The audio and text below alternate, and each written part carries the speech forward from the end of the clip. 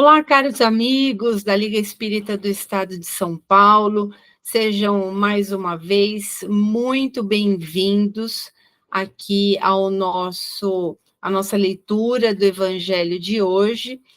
E dando continuidade aos nossos estudos, nós vamos dar continuidade aqui ao capítulo 12. Aqui na tela para vocês está mostrando 22, mas está incorreto, é capítulo 12.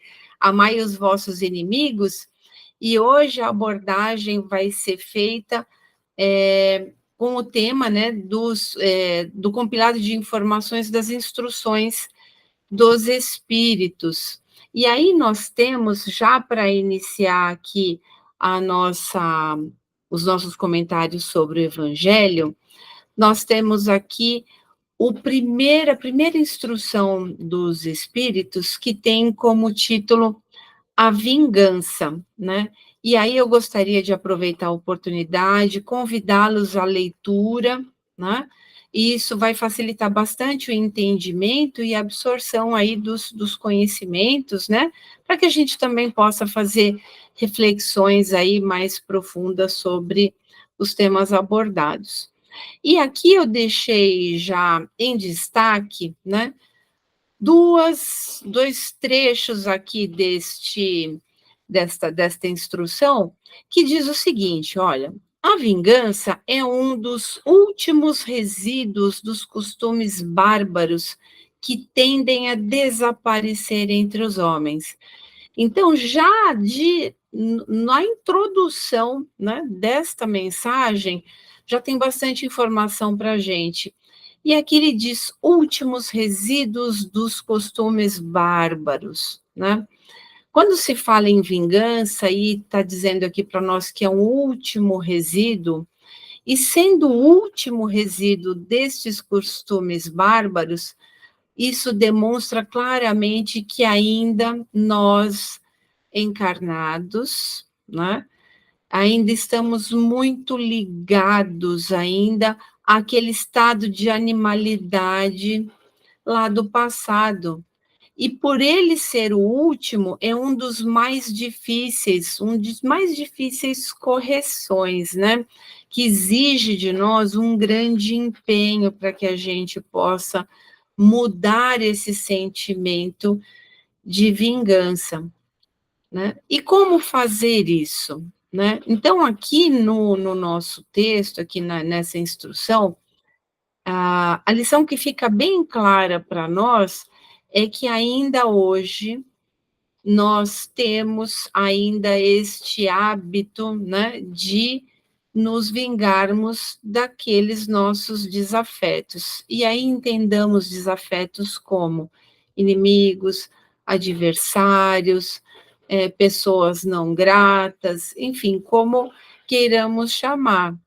Mas a vingança, em essência, ele é um sentimento, ele é um traço dessa animalidade, mas que na sua expressão existe várias formas, e ao longo aqui da nossa explanação, isso vai ficar mais claro. Nós temos aqui, por exemplo, uma instrução sobre o duelo, que já vamos conversar.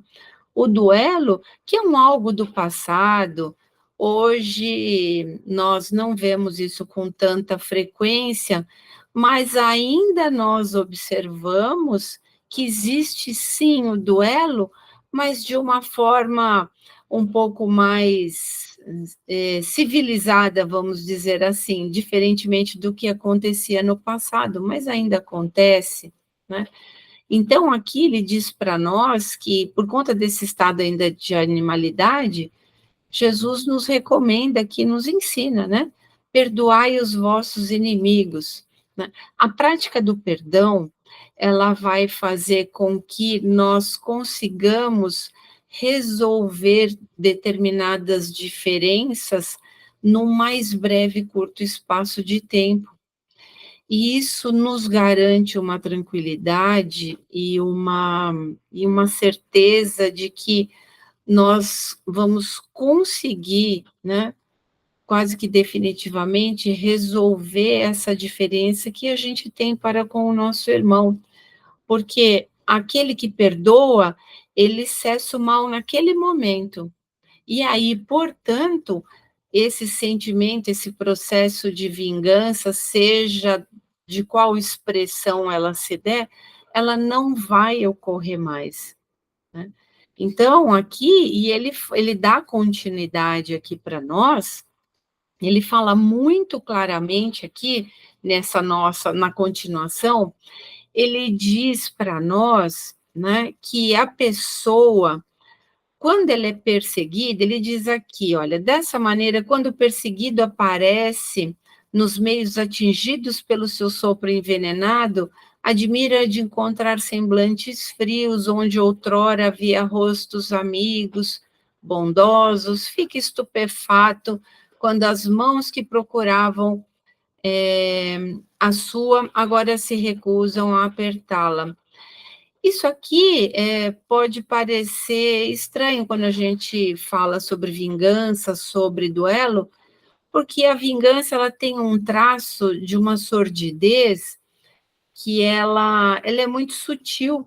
É muito fácil você se vingar hoje de uma pessoa, por exemplo, espalhando inverdades ou percepções que muitas vezes elas não correspondem à verdade. E aí, às vezes, num determinado meio que você frequenta, quando você chega nele, você percebe que toda uma coletividade ao seu entorno, ela foi contaminada, né, por esse estado de sordidez daquele que quer se vingar de alguma forma. Isso é tão comum e é uma forma de duelar, né? E a vingança, nesse sentido, ela é tão sórdida porque ela não chega diretamente, né, à pessoa, né, ao perseguido, vamos dizer assim, né? O perseguidor, ele o faz, né, pelas costas, né, às escuras, nada é feito às claras, né? Então, é uma forma de duelo, mas é um duelo que ele não é às claras, e ele vai criando, né, este espírito vai criando determinadas situações que faz com que o perseguido se depare com situações como essas. Então, aqui está um ótimo exemplo do que difere, por exemplo, o duelo, né, os duelos lá do passado, onde se derramavam muito sangue, e hoje, até por força da lei, da condição de civilidade, né, em que nós vivemos, hoje já se considera um crime de fato. Então, aquele que provoca, né, que se vinga, obviamente ele não vai querer se expor, né? Então, cria situações como essas. Então, veja que lá no passado, né, lá quando o evangelho ele foi concebido, vejam que essa é uma realidade que a gente vive até hoje. Então, a gente consegue perceber que ao longo do tempo, a natureza humana pouco mudou, né? Ela está em progresso, mas muito pouco mudou. Essa mensagem é de 1862, estamos em 2024, né? Então, veja que as coisas ainda, né, depois de tanto tempo, ainda não se modificaram. Por quê? Porque a natureza humana ainda se detém em situações como essa, né? E aqui nós temos, no nosso próximo, na nossa próxima instrução aqui dos espíritos, nós temos aqui a instrução que tem como título o ódio. Então, vejam bem, aquele que se vinga, né, ele tem dentro de si, né, a figura do ódio, da mágoa, do rancor. E por que que o ódio aparece? Por que que nós temos ódio, temos mágoa, né, não queremos o bem de algum irmão nosso, né? Muito provavelmente, nós fomos feridos no nosso orgulho, na nossa vaidade, nos nossos interesses, né? Então, o que está por trás da vingança, e a vingança, ela é, portanto, uma expressão do ódio, em maior ou menor grau. Mas aí Jesus, mais uma vez, né, todo o evangelho, ele está baseado no amor, na prática do amor, né? Do amor e da caridade. E aqui, mais uma vez, né? Aqui Fenelon diz para nós: amai-vos uns aos outros e sereis felizes. É uma afirmativa, não é uma condição. Aquele que ama, ele é feliz. Né? Tratai, sobretudo, de amar aos que vos provocam indiferença, ódio e desprezo. Né? Por quê? Se amarmos aqueles que nos amam, é muito tranquilo, está tudo certo com esses irmãos, nós não temos mais nada a acertar, o trabalho já está concluído. Mas amar aqueles, né, que nos provocam aí o ódio, né, a indiferença, o desprezo, nos proporciona uma prática de uma lição que é extremamente importante para nós e que nos engrandece enquanto espírito. Nós não precisamos, não devemos, né, odiar aquele que nos odeia, porque se fizermos isso, nós somos colocados na mesma posição daquele o qual, né, fez algum mal para nós. Então, nós jornadeamos aí na encarnação dentro da mesma faixa, nós somos iguais. Né? Então, e aqui ainda continua: o sacrifício de amar os que vos ultrajam e perseguem é penoso, mas é isso precisamente que vos torna superior a eles. Como deixar, né, de odiar? Como amar? O perdão é a prática do amor, né? Perdoar é amar em seu mais alto grau. Porque imaginem só, tantas coisas, se nós formos declinar aqui todas as possibilidades, né, o mal ele não tem fim, né? Então, se nós formos declinar todas as possibilidades que o ódio podem, né, que o ódio pode acarretar aqui na nossa vida, nós não vamos ter tempo suficiente para isso, né? Mas amar aquele que nos ultraja foi exatamente o que Jesus nos pediu, né? Lá, por exemplo, né, no mais derradeira, na situação mais derradeira de Jesus, quando ele pede, né, olha, né, pede para Deus, ele, né, pede ajuda de Deus, olha, perdoai-lhes, eles não sabem o que fazem, né? Quando ele pede, por exemplo, para Pedro guardar o seu punhal, né?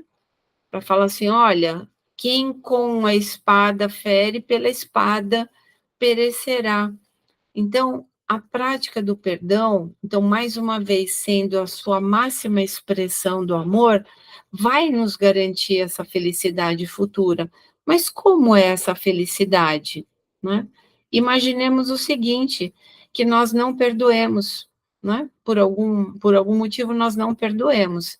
Estamos aqui encarnados, Jesus nos recomenda para que nós, né, trabalhemos, né, as nossas diferenças enquanto o nosso inimigo, enquanto o nosso desafeto está a caminho, né, a caminho conosco.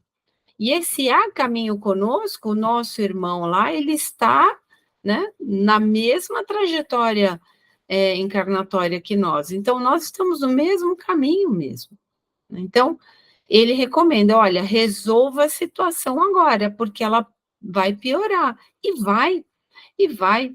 Então, quando nós imaginamos que amar vai trazer para nós uma felicidade futura, sem dúvida, porque nós não vamos nos deparar com as consequências desse ódio, que vai além do túmulo. Nós achamos que, para os materialistas especialmente, né, quando nós trabalhamos a situação do ódio, se nós imaginarmos que a encarnação, com o fim da encarnação, tudo vai se resolver, né? Zera-se o placar e depois, né, a gente não sabe o que vai acontecer, é um grande engano. Então, porque numa situação de ódio, né, numa situação de vingança, não somos só nós encarnados que estamos envolvidos neste processo. Nós temos no nosso entorno inúmeros espíritos que compactuam, né, que se nutrem desse sentimento também, né? Existem pessoas encarnadas que são, inclusive, né, vítimas desses espíritos, os quais utilizam o encarnado, algum encarnado, para praticar uma determinada vingança contra uma pessoa que também lá está encarnada, né? Então, em essência, se nós formos analisar racionalmente, nós temos que tirar de nós, independentemente de quem, para quem seja direcionada essa raiva, esse ódio, eliminarmos isso da nossa essência espiritual. Tirar isso, porque idealmente nós não podemos ser joguetes de espíritos. E outra, esse ódio que se é habitado em nós, ele pode ser potencializado ou estimulado por espíritos que podem se comprazem disso também e que têm também objetivos de vingança, né? Nós não sabemos. E por isso que Jesus, mais uma vez, nos recomenda, né?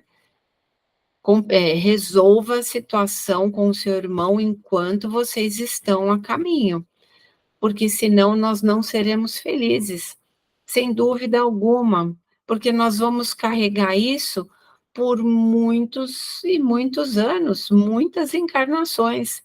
Nas nossas atividades mediúnicas, na nossa casa, nós temos aí uma infinidade de exemplos quando realizamos os tratamentos de irmãos que estão há séculos, né, no encalço de alguns espíritos encarnados, né?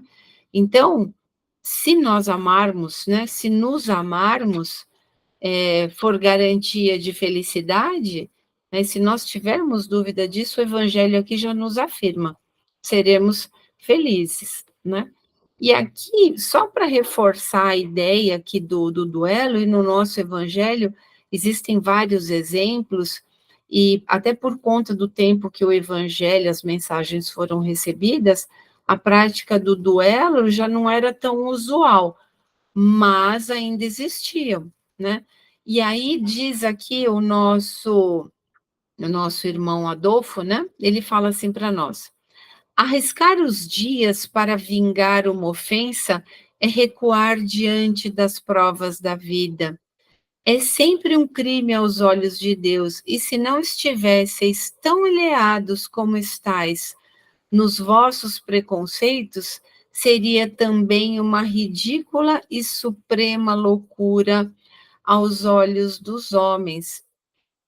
Aí nós conseguimos verificar, e aqui ele é bem incisivo, que ele falou, olha, se a gente não tivesse tão preso, né, aos nossos preconceitos, às coisas materiais, até nós mesmos, homens, ainda dentro do nosso estágio, ainda de animalidade, mesmo assim, nós iríamos achar que o duelo é uma condição ridícula e de extrema loucura, né?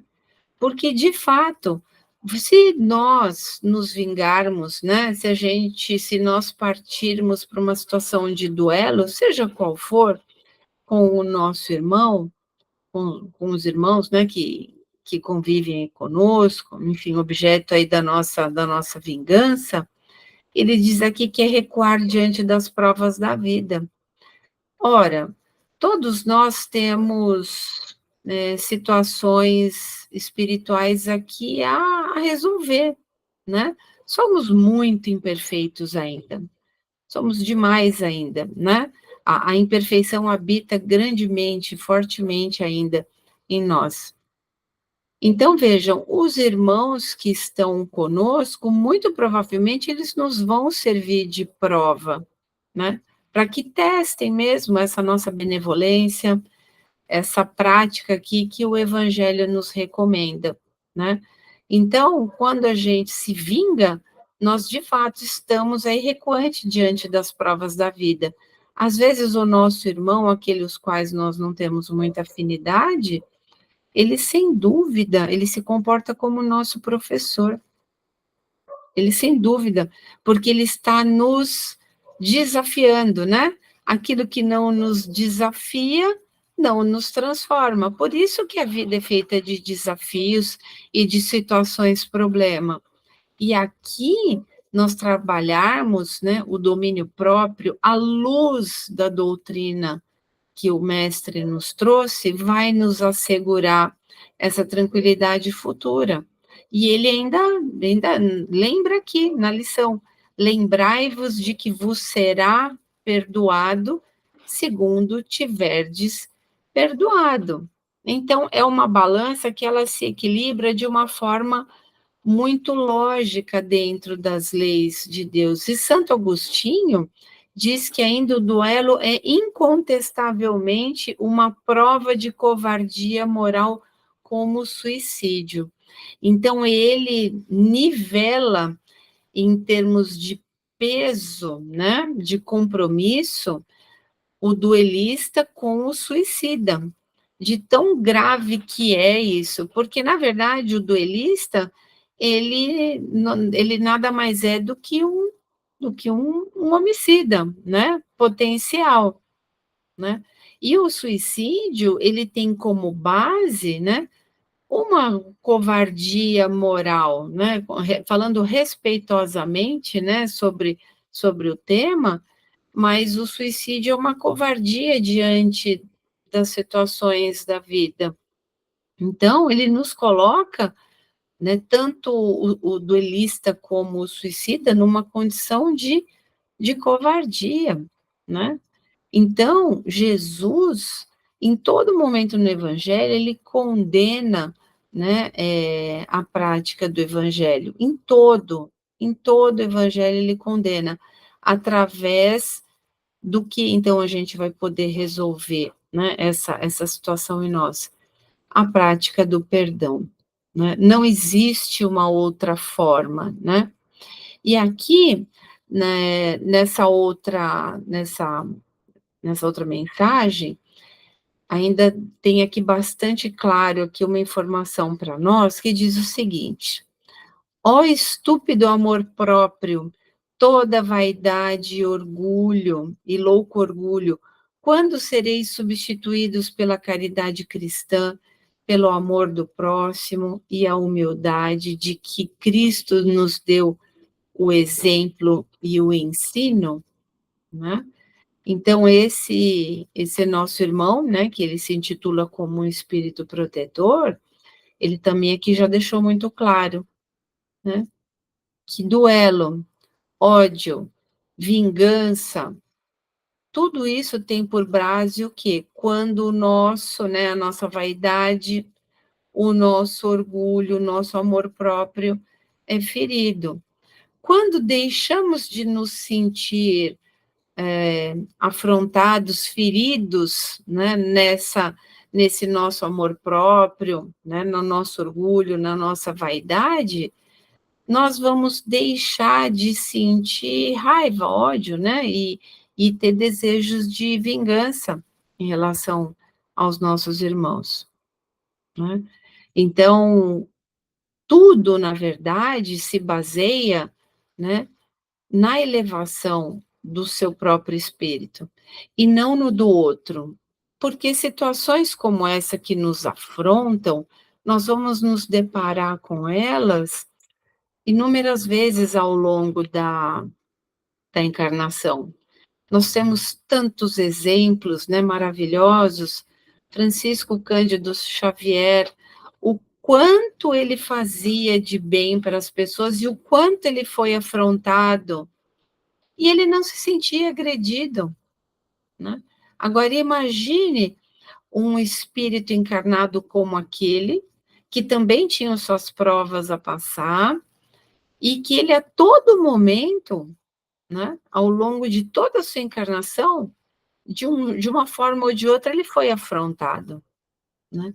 Imagine se ele fosse revidar a toda ofensa, ele de fato estaria indo contra todos os princípios que ele próprio pregava.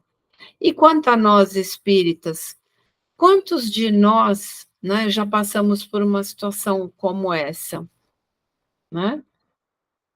Quantos de nós, ditos espíritas ou alinhados ao pensamento cristão, né, que o evangelho, né, trouxe para nós, será que todos nós ainda não derrapamos um pouco, né, nessa condição? Então, hoje, né, eu acho que a base do nosso estudo hoje é a reflexão de que será que nós, especialmente nós espíritas, estamos cumprindo o nosso papel enquanto relevar a falta alheia, sermos indulgentes para com as faltas, né?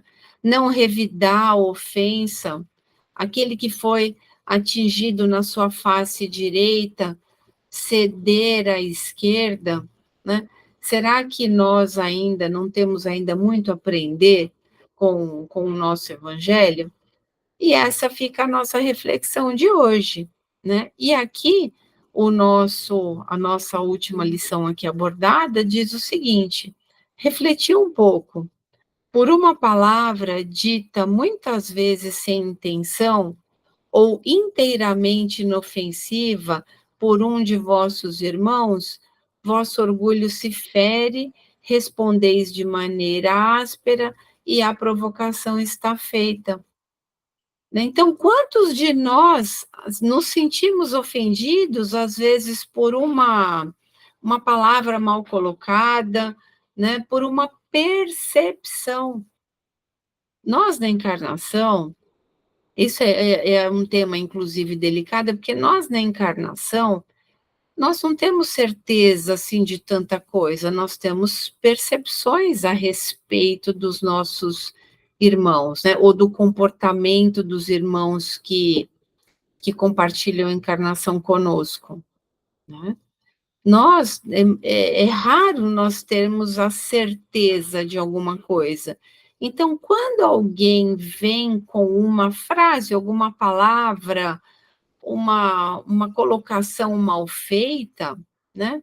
O evangelho já em outras situações, né? Ele pede o quê? Para que a gente releve, né? Não revide, que nós fiquemos em silêncio, né? Para não criar uma situação que vai acabar tomando um tamanho que às vezes, né, vai complicar tanto, às vezes, a encarnação da pessoa, né, que ela vai aí estender esse problema, né, para a vida futura aí, né, para o nosso futuro enquanto espírito. Então, tenhamos a, a condição de avaliar, né, essa fala, né, essa fala ou essa percepção que nós temos, né, e é óbvio que quando certamente aquele, né, que nos ofendeu, ele vai ter que fazer uma reparação, mas quem vai promover todo esse ajuste é Deus, não somos nós, não somos nós. Então, que sejamos mais caridosos, como diz aqui a nossa lição, que sejamos mais caridosos. Não vamos fazer para o outro aquilo que nós não gostaríamos, né, que os outros fizessem conosco. Então, vamos esquecer a situação da vingança, do ódio, do duelo. E aí, para finalizar, Agostinho deixa a mensagem para nós. O homem do mundo, o homem feliz, que por uma palavra ofensiva, um motivo fútil, joga a vida que Deus lhe deu e joga a vida de seu semelhante, que só pertence a Deus, este é 100 vezes mais culpado que o miserável que, levado pela cobiça e às vezes pela necessidade, introduz-se numa casa para roubar e mata o que tenta impedi-lo, porque este é quase sempre um homem sem educação, com imperfeitas noções do bem e do mal, enquanto o duelista pertence geralmente à classe mais esclarecida. Um mata brutalmente, o outro com método e cortesia, o que faz a sociedade desculpá-lo. Acrescento mesmo que o duelista é infinitamente mais culpado que o infeliz que, cedendo a um sentimento de vingança, mata no momento de desespero. Então, até aqui existe uma distinção, né? Aquele que é movido por uma fúria, por um algo que, por uma ignorância, ele acaba cometendo um ato aí impensado, ele é tão menos culpado do que o duelista, aquele que se vinga, mas com método, cortesia. Então, é importante que, às vezes, nas sutilezas dos relacionamentos, nós consigamos ter um pouquinho dessa distinção, né? E que nos sirva, claro, de esclarecimento para que aí a nossa encarnação ela seja mais feliz, né? E que nós possamos, então, portanto, garantir uma felicidade futura, mais plena, mais alinhada aos ensinamentos do nosso amado Mestre Jesus. E com isso nós encerramos, então, o 12º capítulo, né, com algumas reflexões sobre as instruções dos Espíritos, e aí convidamos a todos que continuem aí acompanhando as nossas leituras, os nossos estudos, e até o nosso próximo encontro. Até mais.